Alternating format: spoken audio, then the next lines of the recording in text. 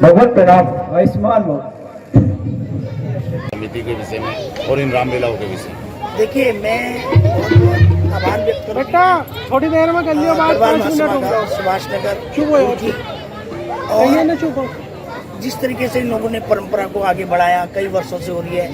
और मैं भी आज के बाद जब तक मैं इस हरिद्वार क्षेत्र में हूँ और रुकी में हूँ, हमेशा मैं इनके साथ हर रामलीला के वर्ष आऊँगी और सभी को बहुत बहुत धन्यवाद करती हूँ। आज लोकसभा में मेरी 12 या 13 रामलीला हैं। इतने रामलीलाओं में मुझे चीफ गेस्ट में हो चुकी हूँ।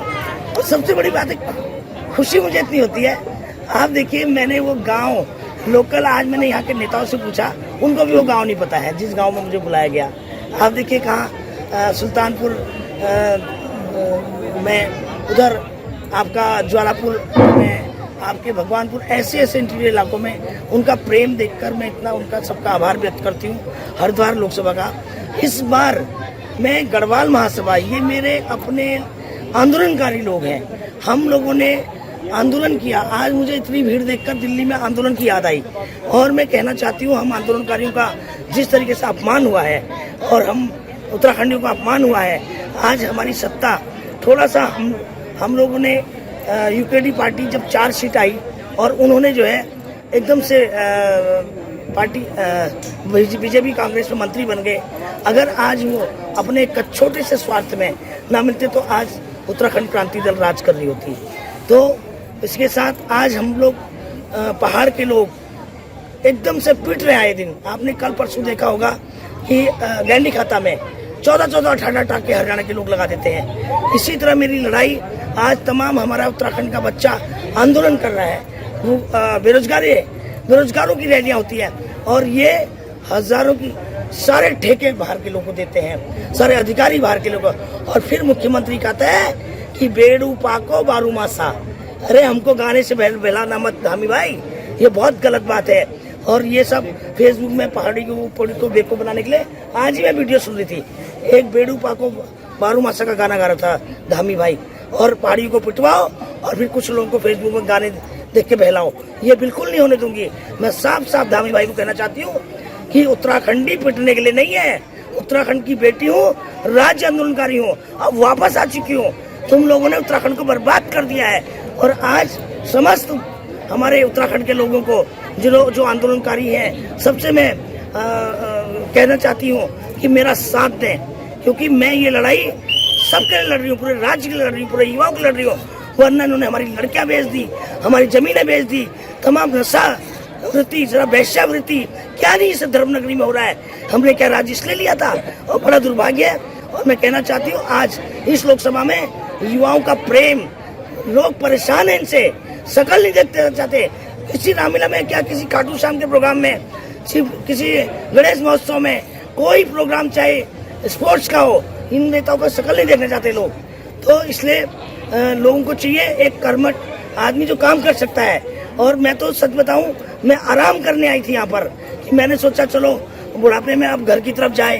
भाई 10-20 साल तो जीवन के बच्चे पहाड़ों मसूरी के नीचे मैंने घर बनाया, मगर जब मैंने देखा हमारा उत्तराखंड का महिलाएं सड़कों पे हैं, आशाएं सड़कों पे हैं, आंगनबाड़ियां सड़कों में हैं, तमाम महिलाएं सड़कों पे, युवा बेरोजगार सड़कों पे, और जमीनें बिक गई हमारी सारी, सब इंक्रोचमेंट हो गए हैं। हमारे आंदोलनकारी बिक गए जो ज्वेलर थे, और यहाँ के जो समोसा बेचने वाले करोड़पति बन गए, चाउमीन बेचने वाले अरबपति बन गए, और हमारे जो ज्वेलर जो थे आंदोलन के टाइम पर वो रोड पे आ गए।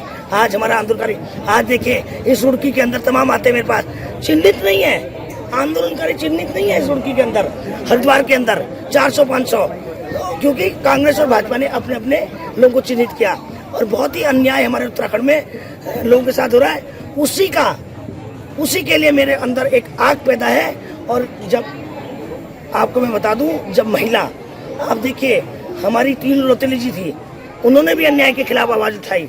रानी लक्ष्मीबाई थी, उसने भी अन्याय के खिलाफ आवाज उठाई। और इसलिए आज मैं कहना चाहती हूँ, मैं भी इस अन्याय के खिलाफ आवाज उठाना चाहती हूँ। अभी आपने देखा होगा आंगनबाड़ी 165 महिलाएं सुपरवाइजर बनाया। भाई ठंडे के दिन मुख्यमंत्री अपने घर में अपॉइंटमेंट लेटर दे रहा है, बताइए क्या मतलब है। वो बेचारी गरीब लोग अपना किराया लेके आ रही हैं और मुख्यमंत्री मंत्री अपना फेसबुक चमचा है, जैसे इन्होंने उनको वो अपनी मेहनत से सीनियर टीचर सुपरवाइजर बने हैं। ये सब फेसबुक नेता जो बेवकूफ़ जनता को बनाते हो, तुम्हारा एक एक करके खुलासा करूंगी मैं। मेरे अंदर बहुत आग है। बस इस चीज़ को मैं कहना चाहती हूँ कि एक बार लोकसभा मेरा साथ दो, इनका सबका इलाज मैं करूँगी। चलिए, आज यहाँ पर वोटर्स आप आई हैं आज, और आपने बोला कि पहाड़ियों को देख के दिल खुश हो गया। हाँ। तो क्या कहेंगे आखिरी में यहाँ के लिए? नहीं, देखिए मेरे अंदर तो बहुत आग है, सिर्फ बता रही हूँ। जो मैं बोल रही हूँ वो सब बोलना चाहते हैं, बोल नहीं पा रहे। ठीक है ना? ठीक, मैडम से ले लो भाई। चाहेंगे आज भावना पांडे जी, उत्तराखंड की बेटी, राज्य आंदोलनकारी, आप लोगों के बीच में पहुंची, आप लोगों का समर्थन मांगने, क्या कहना चाहेंगे इनके लिए? मैं रुड़की से कमला बामोला, और मैं भी वरिष्ठ राज्य आंदोलनकारी यहाँ से हूँ। आज श्रीमती भावना पांडे जी हमारे बीच में आई, हमें बड़ा अच्छा लगा। आज के हमारे रामला में मुख्य अतिथि भी थे, और यहाँ से वो आप चुनाव लड़ना चाह रही हैं। हमने जिन परिस्थितियों में उत्तराखंड बनाया है, उसी परिस्थिति में हम चाह रहे हैं कि हमारा कोई यहाँ से अच्छा हमारा सांसद आए, ताकि हमारे जो राज्य आंदोलनकारी हैं उनका तो कुछ भला हो, उनके बच्चों का कुछ भला हो। लेकिन हम थके हारे ऐसे हो गए कि हमने लड़ाई तो लड़ी, लेकिन आंदोलनकारियों को कुछ नहीं मिला। तो हमारी बहन, छोटी बहन भावना पांडे जी हैं, यहाँ से चुनाव लड़ना चाह रही हैं। तो हम चाह रहे हैं कि इनकी जीत निश्चित हो, हम सब लोग इनका साथ देंगे। हमें पार्टी से कोई मतलब नहीं होता, पार्टी कोई भी हो, आदमी अच्छा चाहिए जो समाज के हित के काम कर सके, और समाज के हित का जिसने काम नहीं करना उसका बनना बेकार है।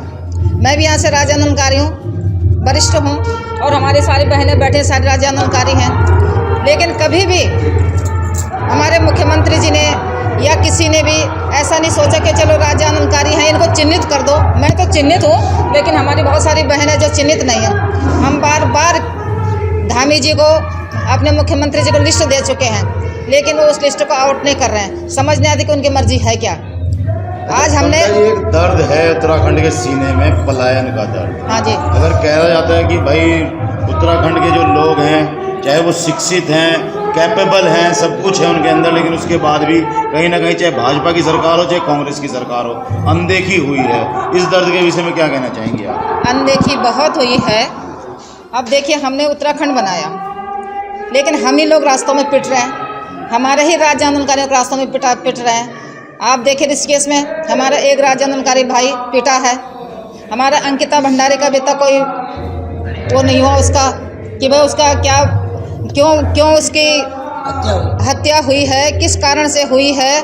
और ऐसे केस उत्तराखंड में बहुत हो रहे हैं। बाहर के लोग यहाँ पर कब्जा कर रहे हैं, हम नहीं चाहते कि बाहर के लोग कब्जा करें, क्योंकि हम उत्तराखंडी हैं, उत्तराखंड के। और जो पलायन वाली बात आप कह रहे हैं, पलायन का ये, अगर आज उत्तराखंड बनते ही अगर ये पलायन वाली बात ना होती, तो आज हमारे नौजवान यहीं पर होते हैं सारी फैक्ट्रियों में। ये हम बाहर के लोग हैं, तो ये किसकी सरकार, चाहे कांग्रेस हो, भाजपा हो, कोई भी हो, हमें इससे कोई लेना। हम तो चाहिए कि जिस तरह हमने उत्तराखंड अपने नौजवानों के लिए बनाया, हमारे नौजवान अपने ही घरों में नौकरी करें। लेकिन आज हम थके हारे बैठे हुए, लेकिन आज भी हम उन लोगों ने लड़ने के लिए तैयार बैठे। भावना जी के जो विचार हैं वो बड़े बोल्ड हैं, जो कहते हैं एकदम से कहते हैं, स्पष्ट कहती हैं। किसी को कुछ कहना हो, चाहे अधिकारी हो चाहे नेता हो, उनके विचारों को लेकर क्या कहना चाहिए? उनके विचार बहुत है, मैं भी उनसे कम नहीं हूँ। मुझे भी जो बोलना, हमें डर थोड़े किसी का। हम अपनी रोटी खा रहे हैं, किसी से कुछ खा रहे हैं, हमें जो अच्छा लगता है वो बोलते हैं। और हमें चाह रहे कि हमारा उत्तराखंड बचे, और ऐसी बहनें हमारे अगर आगे आएंगी तो हमारा निश्चित हमारा उत्तराखंड बचेगा, हमारा पलायन रुकेगा। जो चीज़ आपके मन में है, जो आपने अभी बताई कि आपका जो है कहीं ना कहीं 2024 में भी कुछ नजर आएगा, 2024 में भी देखने के लिए नजर आएगा। 2024 में बिल्कुल उम्मीद, 2024 में उम्मीद है, पूरी उम्मीद है। क्या उम्मीद है आपको? सरकार चेंज होगी, हमारे सांसद आएंगे, और हम उनके, जो हमारे राज्य को बचाने के लिए आगे बढ़ेंगे, हम उनके साथ होंगे। कमला बामोला किसी हारने वालों में से नहीं है, इसलिए कमला बामोला भी ऐसे बोल्ड है जैसे हमारी छोटी बहन भावना पांडे हैं, और हमें इनका साथ देना है। क्योंकि अगर हमने उत्तराखंड किस लिए बनाया था, इसलिए बनाया था हमारे नौजवानों को यहाँ नौकरी मिलेगी, हमारी बहनें जो बुजुर्ग हैं उनको कुछ ना कुछ, उनके बच्चों को नौकरी मिलेगी, तो उनके बच्चे उनके पास रहेंगे। लेकिन ऐसा कुछ नहीं हुआ, हम भी हताश और निराश होकर के बैठे, चाहे कांग्रेस और भाजपा सरकार जो भी हो। हालांकि मैं भाजपा से बिलोंग करती हूँ, लेकिन मुझे इससे कोई मतलब नहीं है। इससे कोई मतलब नहीं है। जो हमारी सरकार हमारे हित चाहेगी, हमारे आंदोलनकारियों का हित चाहेंगे, हम उसके साथ हैं। हमारी आज 295 लोगों की लिस्ट हमारे हरिद्वार में पड़ी हुई है, लेकिन वो सरकार जो है उस लिस्ट को आउट नहीं कर रही आंदोलनकारियों का। ये सब मेरे आंदोलनकारी बहनें बैठी हुई हैं, वो आउट नहीं करते हैं। कभी कहते हैं कि 7 दिन वाली जेल है, कभी कहते हैं अखबारों की कटिंग है, कभी कहते उनके रोज के मानक बदलते रहते हैं। हमारे माननीय मुख्यमंत्री जी अपने ऐश कर रहे हैं। अंत में मैं ये कहना चाह रही हूँ। धन्यवाद।